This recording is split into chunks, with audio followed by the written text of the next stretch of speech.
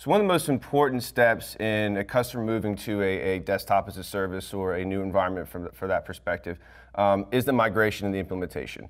It's really where the rubber hits the road, and it's where customers, it's their first taste with the business, and it's where they're able to understand a little bit more about the company and be confident in moving forward. I always use the analogy to kind of help understand it is building a house. I built a house a few years ago, and whenever we went to go move in, there was a lot of problems that were still happening, things that should have been addressed, such as the hot water and cold water levers, such as things that nicks and dings in the wall that we had seen that we were constantly having people come back in and fix after we've already moved in.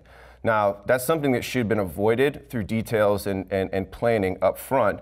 Because at the end of the day, we have a nice house, but it was a kind of a rough experience, right? And it still kind of left a slight bad taste in my mouth about the whole process. Same thing's consistent when moving to desktop as a service. We don't want to cut over and have engineers keep coming back in and fixing things daily, opening up tickets, because it really just kind of creates a bad first taste for them and really kind of helps, hurts the ability to kind of create that good partnership moving forward. So to kind of help explain this, if we're looking at how this would happen, customer data center, whether it's on the office, whether it's at a data center, customer data center, and then hosting provider. Same thing, VMs. The first step in doing this, obviously the goal is to get the information, the data, and the applications that are here to here, right? And then obviously create what we would call a virtual desktop to deploy that. So obviously first step would be around filling out general information. There's a level of detail and understanding information that the engineers are going to need to have from the hosting provider in order to make sure that we're accounting for anything that's expected on the customer side.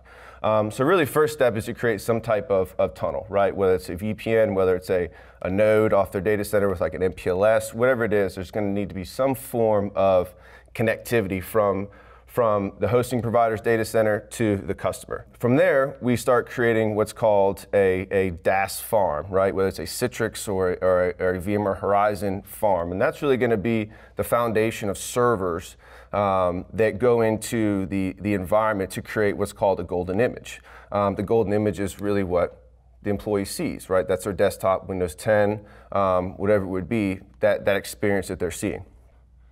So we create that farm, that DaaS farm within the data center, right? To create that golden image. So here are the golden image. Now the golden image is nothing without having VMs and virtual machines with applications on there and data. So that's kind of the next step. There's a couple different ways to do it, whether it's a forklift or more of a clean build. That's going to be dependent upon the customer, their goals, their objectives of what they're going to be looking for out of this migration, as well as their level of experience on their side and knowledge within their side. So we're going to create those VMs, which I've already kind of created here within the environment. Through this same tunnel that we have, we're going to be migrating the data.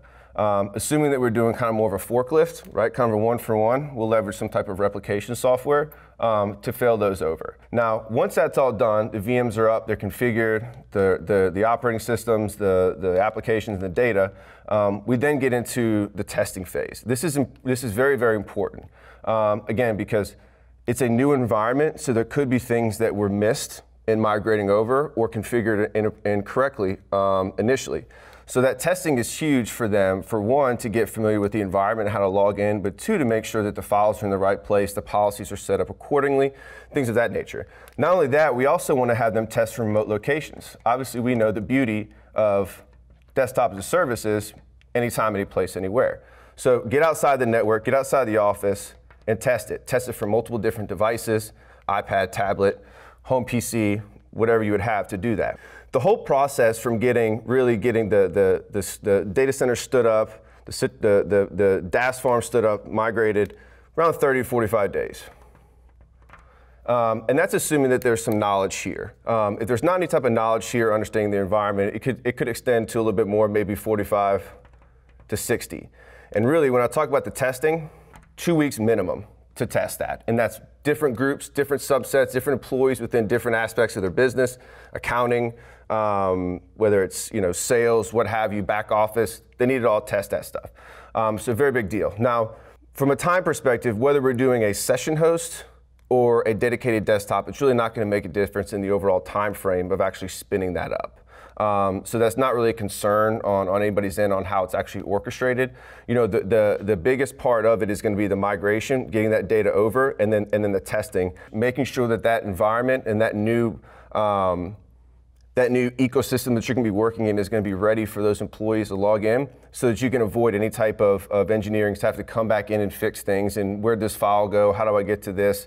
To avoid that, just give it a better overall end user experience and more of a seamless integration into what typically is a new technology for the business.